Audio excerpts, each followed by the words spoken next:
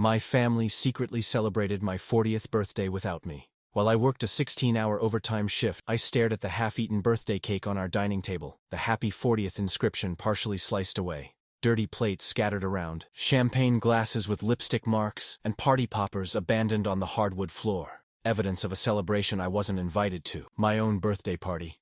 16 hours of spreadsheets, client calls, and fluorescent lighting had left my eyes burning, but nothing compared to the hollow feelings spreading through my chest as I picked up my wife's hastily written note. Didn't know when you'd be home. We went ahead with dinner. Leftovers in the fridge. My phone buzzed. A text from my sister-in-law. Happy birthday, workaholic. Sorry you missed your own party, but the food was amazing. Attached was a group photo. My wife Beth beaming in her favorite blue dress. Our kids, my in-laws, and friends from the neighborhood all gathered around my birthday cake at Carrabba's, my favorite Italian restaurant.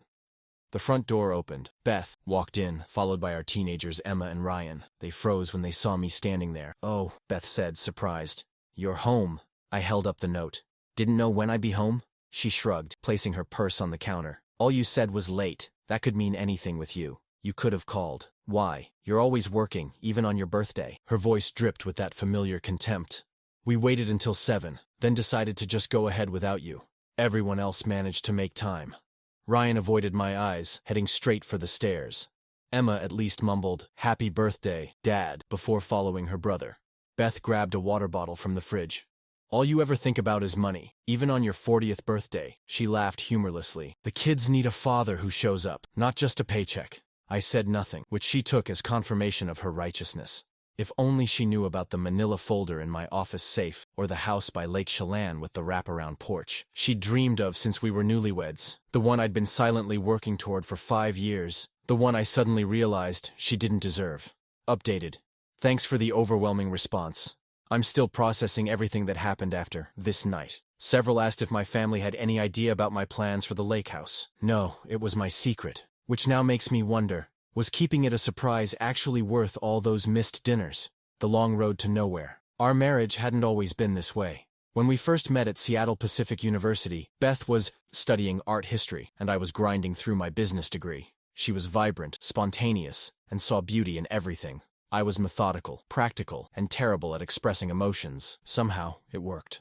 After graduation, we moved into a tiny apartment in Ballard where she'd paint by the window while I built spreadsheets for a marketing firm. We were broke but happy. Then came Ryan, and 3 years later, Emma. That's when everything changed. Beth gave up her gallery assistant job to stay home with the kids. Our 1-bedroom became a 2-bedroom in the suburbs, and our carefree conversations about art and dreams morphed into discussions about preschool waitlists and mortgage payments.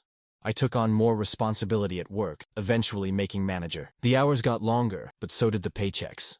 5 years ago, during a rare weekend away for our anniversary, we drove past Lake Chelan. Beth pressed her face against the car window like a child, eyes following a beautiful craftsman with a dock stretching into the clear water. That's it, she whispered. That's my dream house.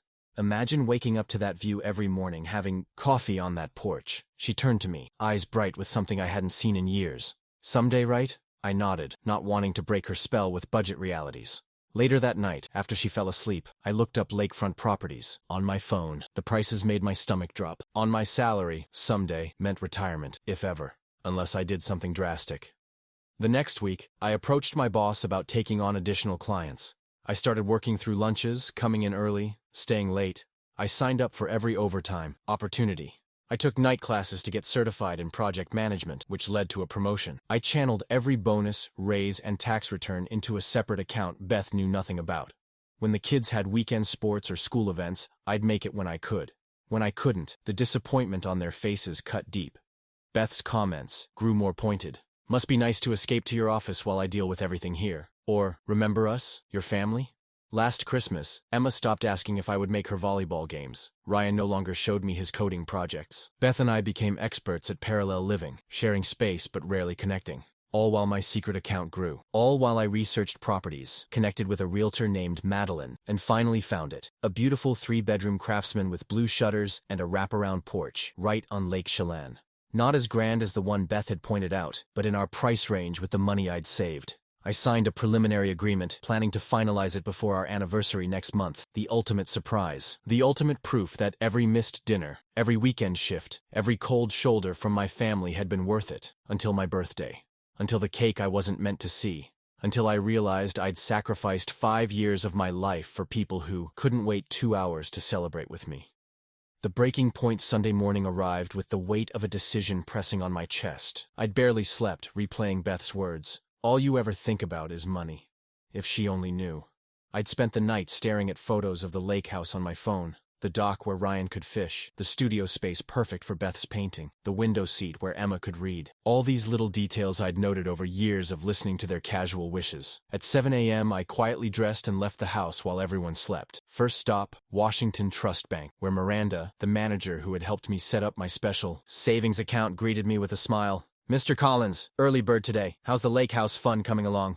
"It's done, actually," I said, sliding my ID across the counter. "I need to close the account." Her smile faltered. "All of it? But you're so close to your goal. Plans change." 30 minutes later, I walked out with a cashier's check for 178,132.16. 5 years of overtime, side consulting, skipped lunches, and sacrificed weekends.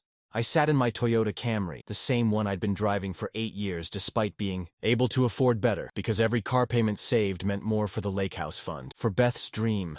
Next stop, Madeline's real estate office in Bellevue. She was surprised to see me without an appointment but made time immediately. Her face fell as I explained my decision to withdraw from the purchase. "Tom, are you sure? Your wife is going to love this house. You've worked so hard for it." I placed the folder of house plans on her desk. "That's the problem. I worked for it. Only me. What will you do with the money?" "Start over. Somewhere else." I drove to Chambers Bay after that, watching families stroll along the waterfront, parents holding children's hands, couples walking dogs. The life I thought I was building. I found a bench and called Mark, my oldest friend, and the only person who knew about my lake house plan. "You're doing what?" he asked after I explained. "Tom, think about this. You've been killing yourself for years for this house." "For nothing," I corrected. "They didn't even wait for me on my birthday, Mark. My own kids went along with it. Kids follow their parents' lead. And Beth made her feelings very clear." There was a long pause. "Where will you go?" "Portland, maybe. The firm has an office there. I can request a transfer. Temporarily, right? Until things cool down?" I watched a father teaching his daughter to fly a kite, the genuine joy on both their faces making my chest ache. "I don't know." When I got home, the house was quiet. Sunday afternoon meant Emma's dance class and Ryan's coding club. Beth would be shuttling between them, grocery shopping in between. I headed to our bedroom and pulled out my suitcase from the closet, the one we'd used for our Lake Chelan trip 5 years ago. I packed methodically, clothes, toiletries, important documents. In my office, I gathered my laptop and the lake house folder. Just as I was about to leave, I heard the garage door open. I sat on the bed, waiting. Beth appeared in the doorway, grocery bags still in hand, eyes fixed on my suitcase. "What's this?" I handed her the folder without a word. She set down the bags and opened it, confusion turning to shock as she flipped through the property listing, the preliminary purchase agreement, bank statements, overtime approvals, side consulting, contracts. 5 years of sacrifices laid bare. "I don't understand," she whispered. "You know that house on Lake Chelan you fell in love with? I've been working toward buying you one just like it. Every extra shift, every weekend away from home, every late night was for that." My voice remained steady. "Yesterday, I worked a double shift because it was time and a half on weekends plus holiday pay. Would have been another $600 toward the house." Her face paled. "The house. For me? For us. For our family." I stood up. "But yesterday made me realize something. There is no us anymore. Just you and the kids and me, the paycheck." "Tom, I didn't know." "That's the point, Beth. You never asked. You just assumed the worst of me, every time." She sat heavily on the bed, still clutching the folder. "Where are you going?" "Away. I need time to think." "For how long?" I picked up my suitcase.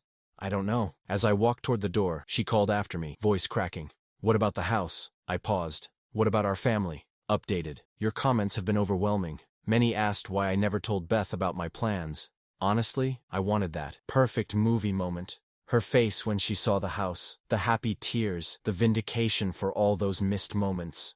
Pride? Maybe. But now I wonder, was the surprise worth more than all those years of her thinking I didn't care? The aftermath, the Courtyard Marriott in downtown Seattle became my temporary home. I requested a transfer to our Portland office, which my boss approved with minimal questions. I'd earned enough goodwill through years of taking on everyone else's unwanted projects. I ignored calls from Beth for the first 3 days, sending only brief texts to let her know I was safe. The kids didn't reach out at all. On the 4th day, I received a text from Ryan. Did you really buy a house because of something Mom said 5 years ago? I stared at my phone for a long time before responding. I tried to. Why didn't you tell us? It was supposed to be a surprise. 3 dots appeared, disappeared, reappeared. Finally. That's messed up, Dad. No further explanation, no indication, whether he thought my actions were messed up or the situation, or his mother's assumptions. Just 3 words that could mean anything. Meanwhile, Beth's texts evolved from confusion to anger to pleading. Come home so we can talk about this. You can't just disappear after dropping a bomb like that. The kids need you. Finally, I need you. On day 6, Mark showed up at my hotel room with a 6-pack of Rainier and takeout from Din Tai Fung. You look like hell, he said, pushing past me into the room. I hadn't shaved since leaving, hadn't bothered ordering room service either, subsisting on vending machine snacks and coffee. Beth called me, he continued, setting down the food. She's a mess, Tom. She made her bed. She didn't know. That's the problem, I snapped, surprising myself with the sudden anger. She never once considered there might be a reason for all those hours. She just decided I was selfish, money-hungry, absent by choice. What kind of marriage is that? Mark sighed, handing me a beer. A typical one? Look, I'm not defending her. What happened on your birthday was shitty. But 5 years, man. 5 years of not communicating your actual plan. It was supposed to be a surprise. Was it worth it? The surprise versus 5 years of her thinking you chose work over family? I took a long pull from the beer, letting the bitter taste wash over me. Seemed like it at the time. The next morning, I received an email from Madeline. Subject line, call me ASAP. Apparently Beth had contacted her, asking about taking over the purchase agreement herself. I deleted the email without responding. That afternoon, Emma called. My heart jumped when her name appeared on my screen. Dad? Her voice was small, uncertain. Hey, sweetheart. Are you coming home? The question hung between us, heavy with implications. I don't know yet, Em. Mom cries all the time. She showed us the house pictures. A pause. It has a window seat. My throat tightened. I remember you saying once that you wanted a place to read with a view. 3 years ago, she said, surprise evident in her voice. You remembered that? I remember everything, Emma. Every offhand comment, every wishful thinking moment, every dream casually mentioned then seemingly forgotten by everyone except me. Ryan misses you too. He's just too stubborn to say it. Like his mother. Like you, she corrected gently. After hanging up, I sat on the hotel bed, head in my hands. The anger that had sustained me for a week was ebbing, leaving behind a complicated tangle of hurt, longing, and uncertainty. I'd spent 5 years working toward a dream house, but in the process, I'd lost the dream family to put in it. On day 10, I received a certified letter. Inside was a formal card, handwritten in Beth's neat script. Thomas James Collins, you are formally invited to attend family therapy with Dr. Catherine Winters, next Tuesday at 4 p.m. RSVP not optional. Your family misses you. Included was a USB drive. I plugged it into my laptop, finding a single video file. I clicked play. Beth appeared on screen, sitting at our dining table. Her eyes were red-rimmed, hair pulled back in a messy ponytail, her stressed style, not her public face. Tom, she began, voice raspy. I don't know if you'll watch this. I hope you do. She took a deep breath. You're right. I made assumptions, terrible ones. I decided your absences meant you didn't care, when actually, they were proof you cared. More than I ever realized. She held up the lake house folder. 5 years. 5 years of extra work, of sacrifices I never acknowledged, because I never bothered to ask why. I just decided I knew the answer. Tears slid down her cheeks. I'm not asking you to forgive me right away. I'm asking for a chance to rebuild what I helped break. Please come to therapy with us. If not for me, then for Ryan and Emma. She reached forward, and the video ended. I stared at the blank screen for a long time before calling the number on the therapy invitation. A new foundation, the Evergreen Family Counseling Center, occupied the 3rd floor of a renovated brick building in Capitol Hill. I arrived 15 minutes early, then spent 10 of those minutes sitting in my car, debating whether to go through with it. Finally, I walked in, the receptionist directing me to a warmly lit waiting room where Beth, Ryan, and Emma already sat. Emma jumped up first, wrapping her arms around me in a hug that nearly knocked me off balance. Ryan stood more hesitantly, offering an awkward half-hug that still meant everything. Beth remained seated, eyes meeting mine with uncertain hope. Dr. Winters was a calm, no-nonsense woman in her 50s who wasted no time getting to the heart of the matter. So, we have a communication problem, an understatement so profound it almost made me laugh. The session was brutal in its honesty. Beth admitted she'd grown resentful of my absences, never asking about them because she was afraid of the answer. That I simply preferred work to family. The kids confessed they'd stopped inviting me to events because they assumed I'd say no. I acknowledged that my grand surprise had become an excuse to avoid difficult conversations. You all created stories about each other, Dr. Winters observed. Stories based on assumptions rather than questions. We agreed to weekly sessions. I moved back home, but into the guest room, a physical representation of the distance we still needed to bridge. Small changes began. Family dinners where phones were banned, a shared calendar where everyone's events were clearly marked, actual conversations about expectations and disappointments. 1 month into therapy, Beth approached me with a folder of her own.